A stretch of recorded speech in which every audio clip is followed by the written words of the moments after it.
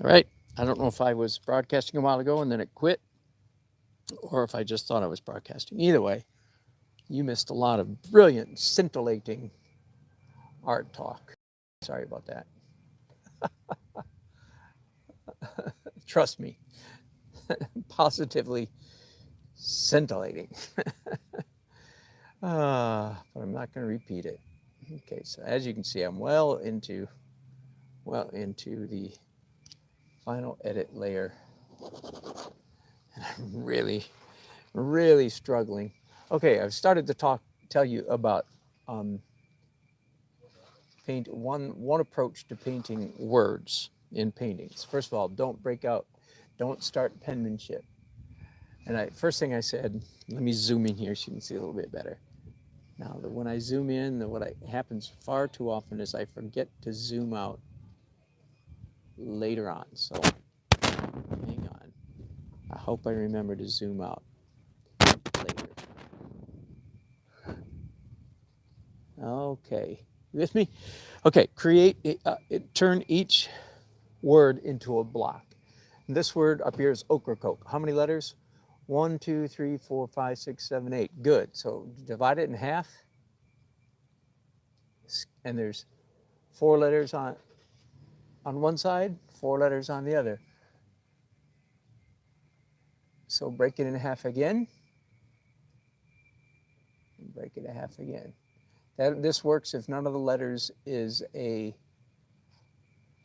I, an M, or a W. M and W are wider than normal. I is, of course, much skinnier, but none of them are. So it's Ocracoke. So I can just come in here now and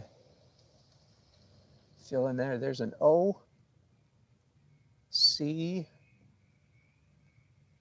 R,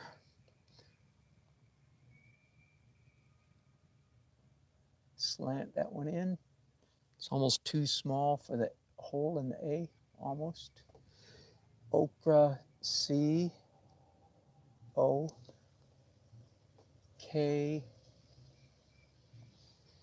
E. E. Whoa!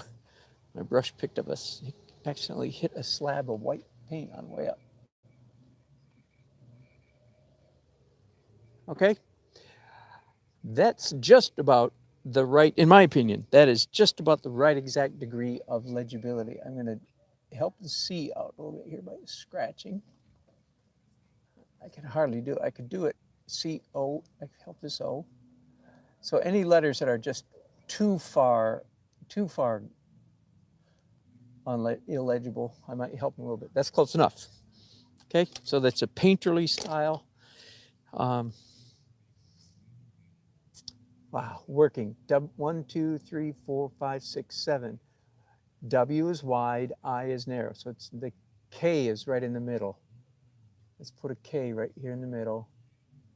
K, I, N, G. And W over here. I'm not even worrying so much about the space between the letters. Can you imagine that? At this size, hardly even worrying about the space between W-O-R.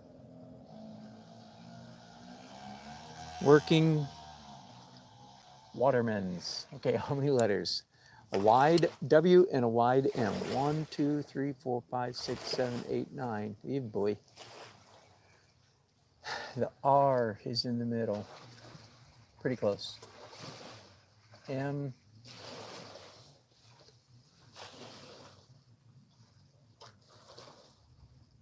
E. N. S.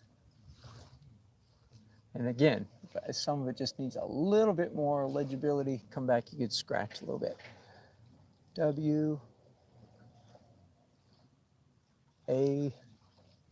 I could go on and on about kerning. Kerning is the science of space between letters. T-E-R. Oh boy, I'm not going to fit all that in there. So at that point, I punt. I just say, close enough. Yep, that's good. Waterman's exhibit. Now these letters are all spread out. They're kerned real wide. If you don't know about kerning, you've never done any graphic design, then don't make some real common mistakes. Equal letters are not equally spaced. In spite of what I've been doing here the last few minutes, counting, dividing, yeah, that could be misleading if you don't know about kerning. But for a sign, it's close enough, especially except for the letters I, M, and W. I is much skinnier than the others. M and W are much wider. E, X, H.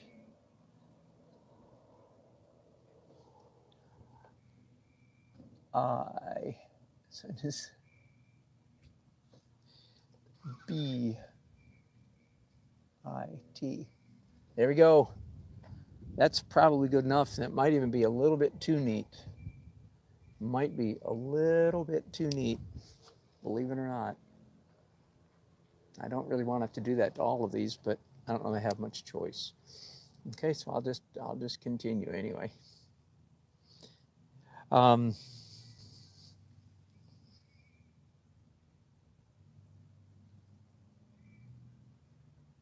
Yeah, I feel like I'm being kind of dumb. I really do. So I feel like I've allowed, and that's how intelligent or unintelligent I am. I've allowed my experiment in but I'm not being hard on myself, honestly, because I feel like I'm out of my comfort zone. My experiment in Cape Cod coloring Cape Cod underpainting has allowed me to slip back into a habit that I'm trying to break out of, which is overdrawing, overpainting. And in fact, earlier this week, I feel like I did a really good painting because I didn't overdraw it. But then I went into this experiment. So we'll see.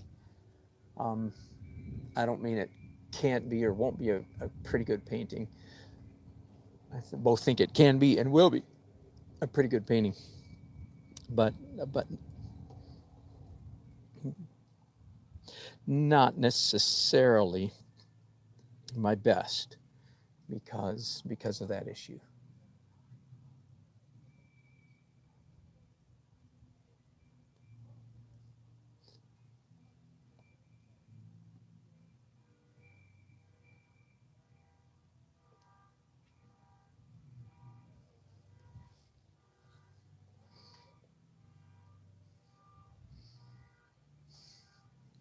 Okay, according to my calculations, ooh, that's kind of nice there. So there you go. There's a flash of insight that scratching in the Cape Cod technique, scratching can be particularly effective because you're scratching through to that interesting, underpainting color, which is all about the underpainting color in Cape Cod. I just said that falsity. I said it's all about, and as you know what I mean by that, expressing it too strongly.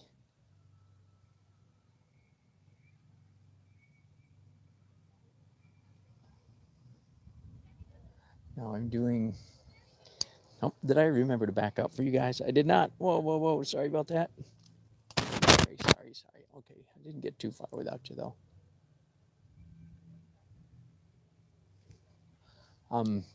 Now I'm doing that common practice for me of after you put down a color. So Cape Cod does not preclude this principle. After you put down a color, especially if you used it over a wide area, as I did, that blue stuff, come back, mix up a slightly lighter version of it, and come back and hit a few bits here and there in the lighter color. Same thing on this sign, same exact thing. Slightly darker does not have the same effect. No. It's slightly lighter. Whoops, this is a door. So I don't know if we don't have to have scratches in the right place. But I like those scratches all right, so I'll leave them. My goodness, I feel like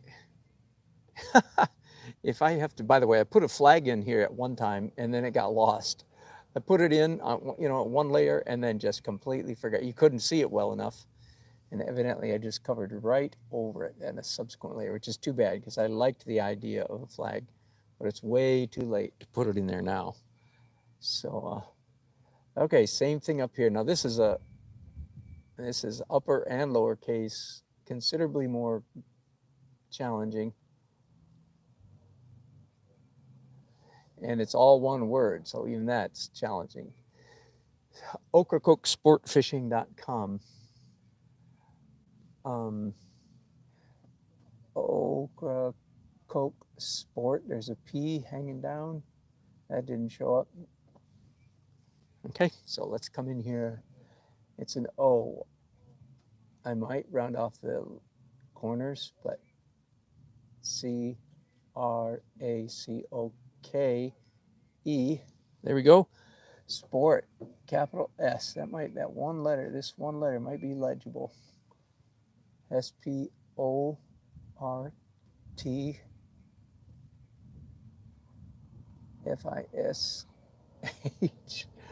Are you following all this? Dot C-O-M. I'll get the M, lowercase m.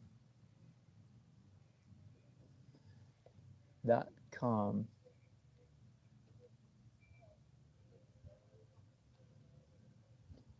Close enough. I'm going to scratch through a little bit up here. Now here's where painting on a stretched canvas is difficult because there's a board up there, so it's hard. And then when you scratch this way, at some point you slip, you fall off the board and make a very ugly mark on your canvas. So just one of those things. So again, the idea here is that all of this side of this building, right? Yeah, it's starting to look right. Is painted white, and but it's in shadow because the sun is coming this way.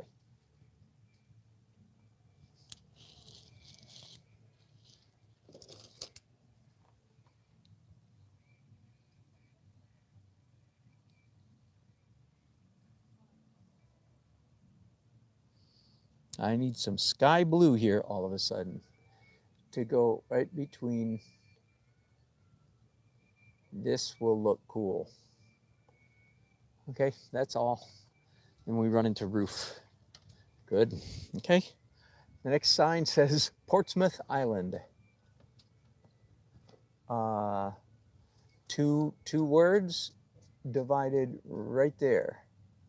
So, and this is their upper and lower case, so it's not as easy as all caps, but I'll start out by just making them all caps. I mean a square. Then I will cut in the X height letters. That's a graphic designer's term. X height refers to the height of the X, and thereby the height of all the lowercase letters. Did you know that? Capital letters are so high, yay high, you might say, yay high. And then all the X height is the height of the short letters.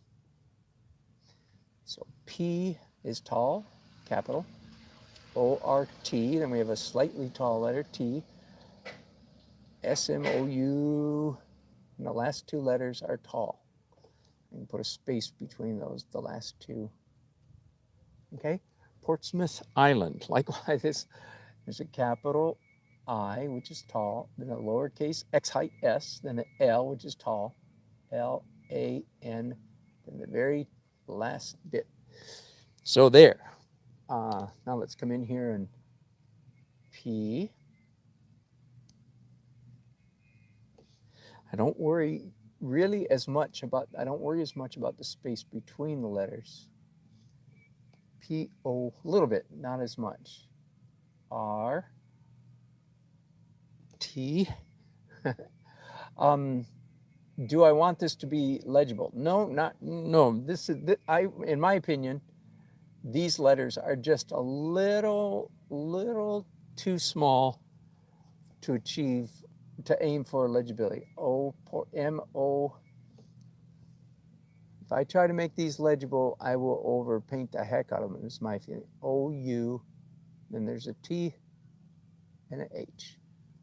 And for the locals, for people who know what that sign says, they can actually look at it and go, look at, you can almost read it. Okay, that's about the degree of legibility I want. Why? Because if I do more than that, it will be overpainted. I-S-L. It looks like an S right there, but that was quite an accident, actually. But I'll leave it. L-A-N-D.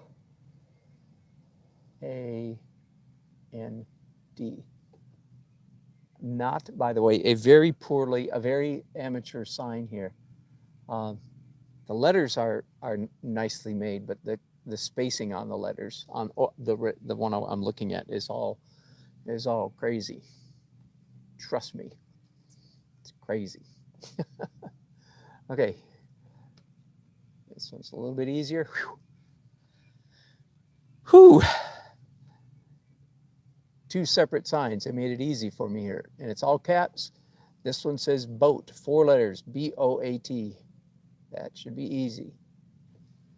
First of all, divide it in half, and they're all ordinary space size letters, so no trickiness. B. This word should be legible. O. Carve the A a little bit. And take the between the legs of the A, and maybe the whole, barely. And then the T, I just need to carve out the bottom corners. There. See, you can read that one. I'm going to help it a little bit. There we go. Boat. I'm doing well. Of course, I have nothing else to talk about while I'm doing this. That's why I'm spending so much time. But this could be a clinic for somebody about how to paint words in a painting. I cannot tell you. When I look at amateur painters, oh my goodness, 90%. If they're doing a landscape or something, and or still life, and there are letters. Okay, T, 1, 2, 3, 4, 5. 5 letters here, so not quite as easy. T-O-U-R-S.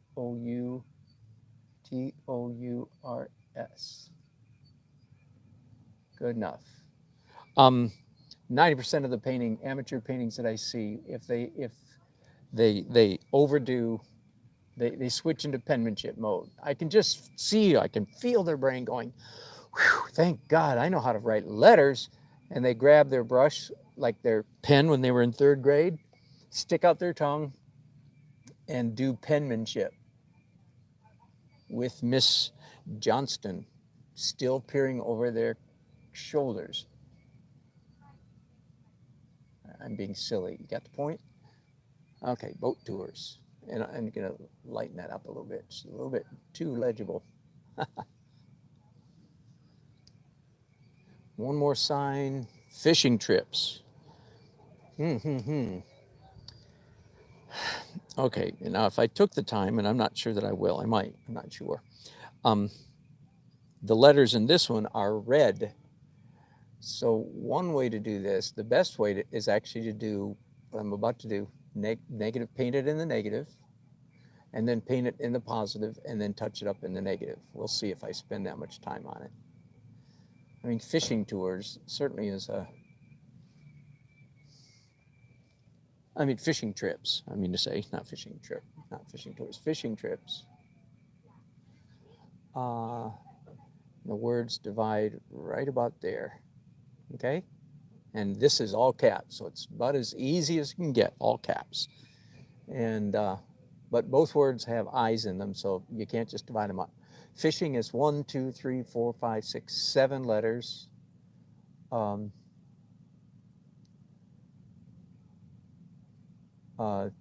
normal, 1 skinny, 2 normal, 1 skinny. So the H is right exactly in the middle.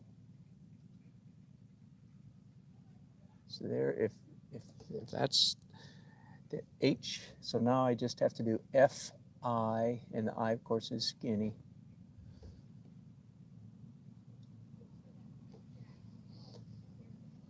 S's are pretty easy too. You just need to take a notch going to the one side and a notch going to the other side.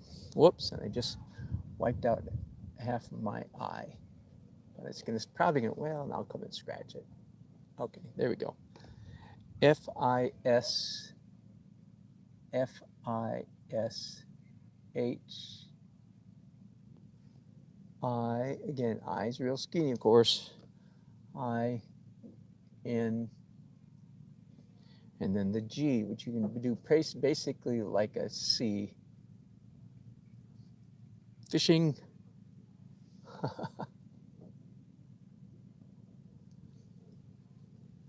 Scratching is good.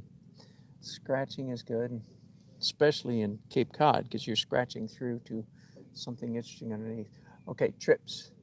T-R, oh, the I is right in the middle.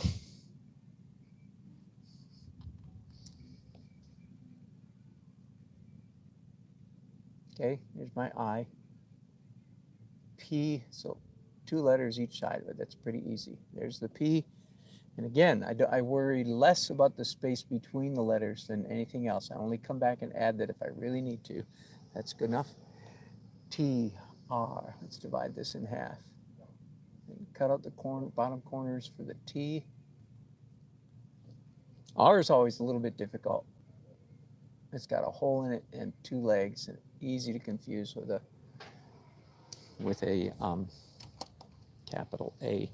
Okay, let's go ahead and just for fun, are you guys still there? Yeah? I'm going to zoom in one more time, and I know you can't necessarily see everything I'm doing here. Okay, now the danger is I'll try not to forget, but let's do fishing trips. Sorry. I'm working with a gooseneck here. You know where they are. They have a mind of their own. Okay. Some really small brushes here.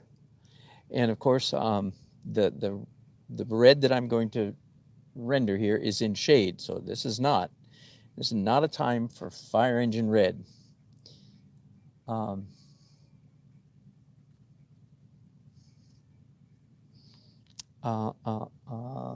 Mixing a little oxide red that is brown with it, a little brown with it, a little bit of purple so it's not too bright. I don't want it too dark either. Okay, I think that's good enough. Okay, fishing trip. So here's what I'm going to do. I'm going to use my left hand to do the verticals and my right hand to do the, no sooner do I say that than I come up on a curly letter S. I'm doing my left hand to do the verticals and my right hand to do the horizontals.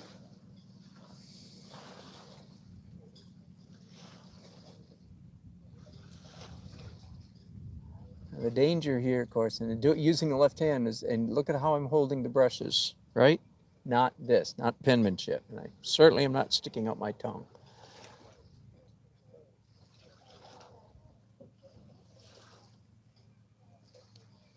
I am not compelled to finish every letter by any means, although here I am finishing the F and I a little bit. I'm not required to paint in the whole letter. This is not penmanship. This is painting, not penmanship.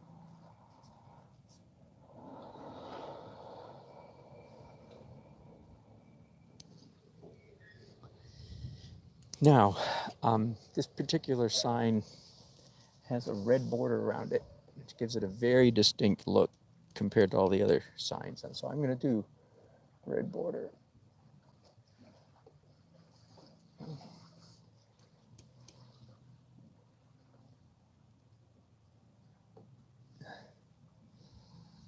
This kind of thing, this kind of verbiage, even fishing trip. I mean, it's almost Norman Rockwell-ish, isn't it? Yeah. Now that's very legible. That is and it's okay with me if that is the most legible sign in the whole painting. It's fine with me because it's the perfect verbiage. Now, put those brushes down. Actually, I'm going to clean those brushes the small ones I just used. Because here's a rule, right? You know this. Darks first, lights last. Darks first, lights last. That is not a Dan Nelsonism. That is a universal art professor Rembrandtism. Darks first, lights last. Now, what did I just do? The last thing I did was darks, dark red. So if you follow that theory, that means I'm not done yet. And indeed, I'm not. So I'm going back to my earlier cool gray color. And I'm just gonna come in here wherever I feel like it. Not so much an attempt to make the sign more legible. As I said a minute ago, it's plenty legible, but it's uncomfortable because a minute ago I did dark paint, dark opaque paint on top of light, which is, if you know me, that's a no-no. That's a big don't do that. So simply by coming back and making my last touch, my last hit, so to speak, on this sign, a light instead of dark, that will take care of the big that I just talked about. We don't like to see dark paint on top of light. So because of that reality, there's two things we normally do. One is we normally do transparent dark. When we have to do dark, we make it transparent. And then secondly, we come back, which a minute ago I didn't do. I didn't do that when I did opaque. That was a unique situation. But the main thing is you come back and do light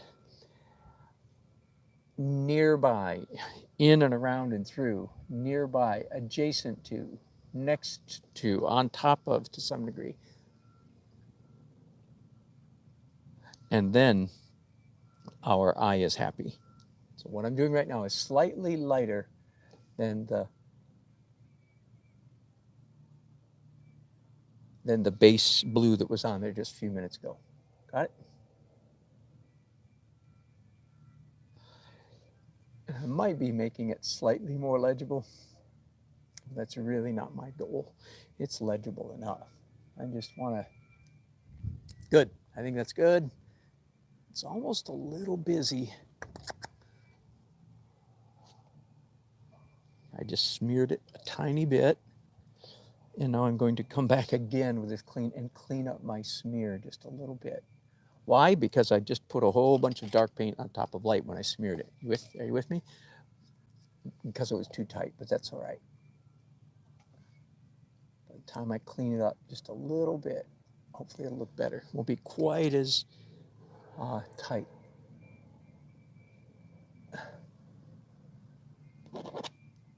Same thing, scratching, just to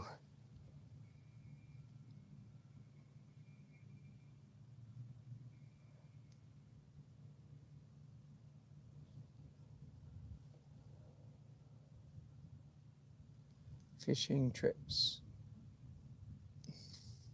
All right, I think that's good enough.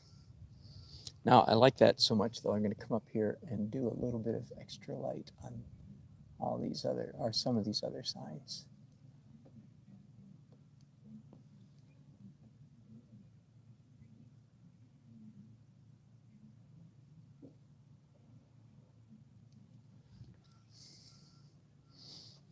Okay, good enough of that, good enough of that. Let me clean these brushes really quickly. I'm nearly, I think I might want to just go ahead and finish. Oh, I've got one more sign to go. Oh, phooey. I didn't need to clean those brushes at all. Sorry. I forgot, I've still got one more to go. Phooey. Waste of time and Gamsol. Okay, here we go again. Here we go again. Let's make it slightly different blue, slightly different color than what I've been using.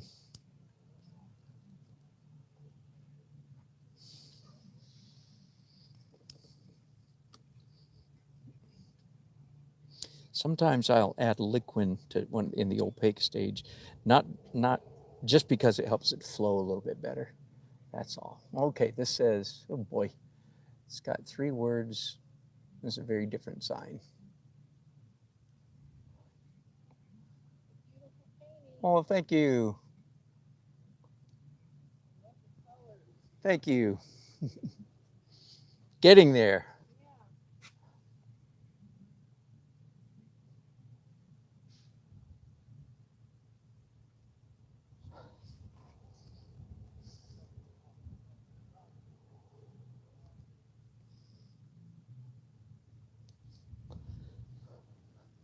Hello.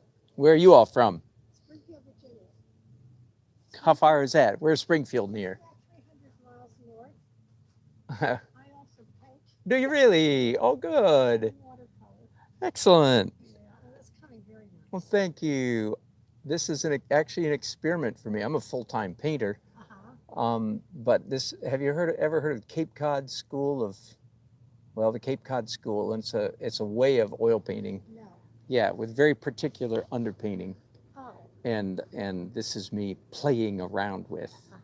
There are 5 of us you're doing here. nice. Thank you. Is this oil or acrylic? Good question. Acrylic underneath and oil on top. Really? Yeah. Oh. Why? Because the acrylics dry fast, you can slap down many layers quickly, Yeah. and then the oils are just much nicer than acrylics. Yeah, if you don't have anything to do, there are 5 of us on the island this week. We're leaving Saturday, and so we're having a little sale, a little open house. You just come and look. Since you're an artist, if you want, from 7 to 9, 125 Lighthouse Road. Do you know where Lighthouse Road is? Go that way. It's on the light. It's where you go to the lighthouse. Okay. Yeah, right. Turn right.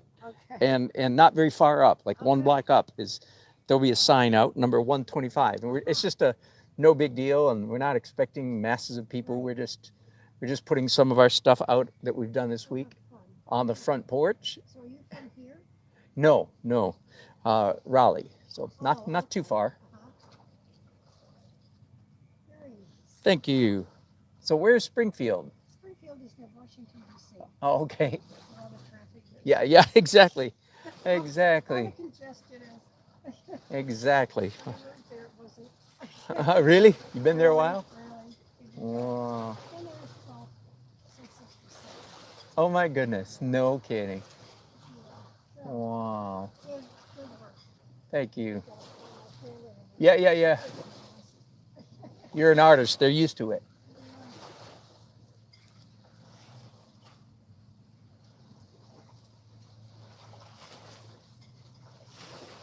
Okay, so this sign has some cursive writing in it.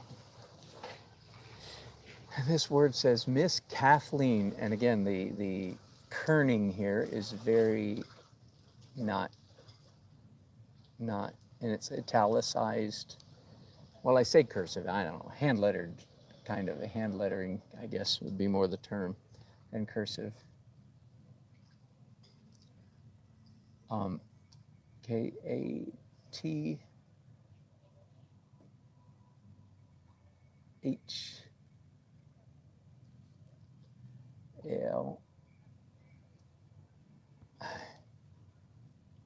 Here I am criticizing whoever the sign painter is, but that's what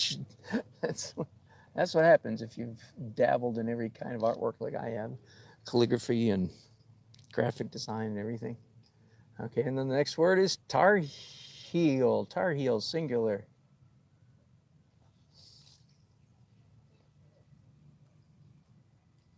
There's a couple of tar heel feet beside it.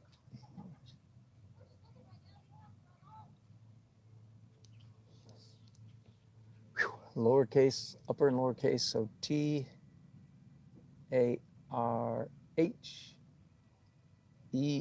Okay, by this time you ought to see, again, this is just one way to do. It's not the only way to do words, but it's a pretty good way to do letters and words in the middle of a painting. So there's an A and an R in here. Divide that in half. Look at how I am holding it. I'm doing penmanship grip now. That makes me nervous. Let's stop that. R is easy. There we go. Tar teal.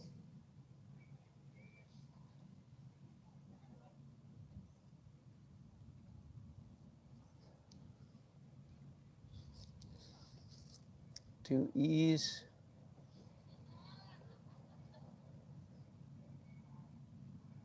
Whoops, they look like capital E's. There we go. All right, that's actually fairly legible. Whew. Okay, man, I am just anxious to finish this side of this building.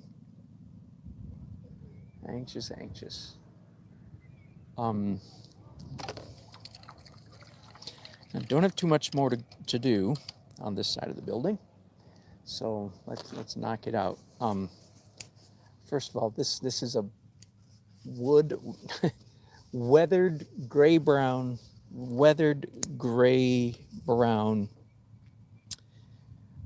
plywood, just about as mousy gray as you can possibly get. But of course, it's in shade, so I'll add some blue to it, a little bluer than what it looks like to the naked eye. Yeah, that's good. And just let the underpainting just, that, that right there, that is not a Cape Cod underpainting, I guarantee you. See, I've ended up with some colors here that are most certainly not Cape Cod approved. I'm not sure how that happened, but it sure did. If this is brown in the shade, I'm supposed to be getting little sparkles of green coming through there. Well, don't tell anybody. I'm going to cheat. I'm going to see if I can cheat a little bit. I'm going to add a little green after the fact. So I'll look a little bit more like a Cape Codder. Cheat.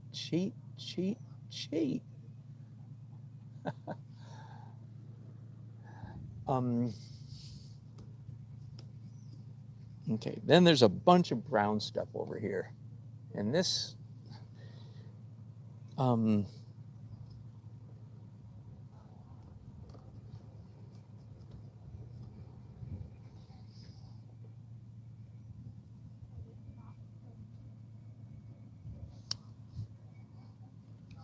still use pencil once in a while to give definition.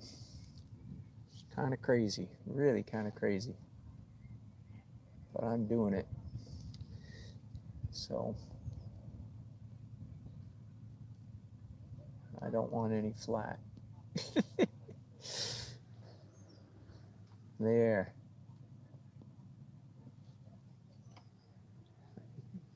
Okay, a little bit of brown now. Boards. Brown, certainly not my favorite color in a painting. I mean, I've got plenty of brown in some of my earthy paintings, but I don't get them by painting brown. It's a combination of stuff that ends up with a brown patina, if you will. That's a good word. I don't paint brown stuff. I end up with a brown patina because of all the layers I do normally. But right now I am painting with brown. Okay, let's get up on that roof where we have brown. It was definitely a gray, gray cedar shingle shakes, shingles, cedar shakes, I'm sorry. But with warm sun shining on them, made them fairly orange. So that's what I'm going to go with here. Fairly orange on the roof here. Letting stuff underneath show through. See, I don't know if this will even qualify for a, I don't care if it qualifies. What I care about is if it's a good painting. And it's a little different from my normal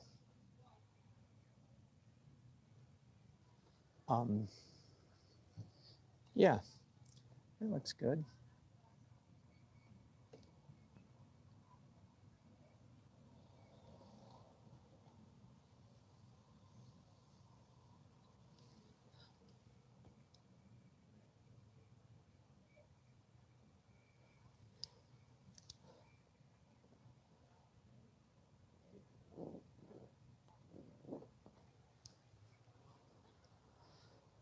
Okay, ladies and gentlemen, theoretically,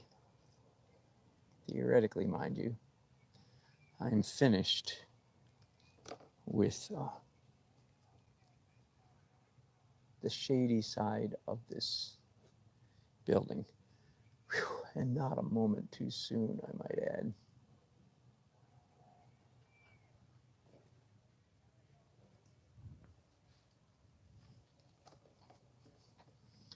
Okay, this board up here needs some. Here again is another way to put the rule. Nothing in your painting, no thing, no object in your painting should be all one color. If it is, that's just an undercoat. You need to come back and hit it again to make it interesting.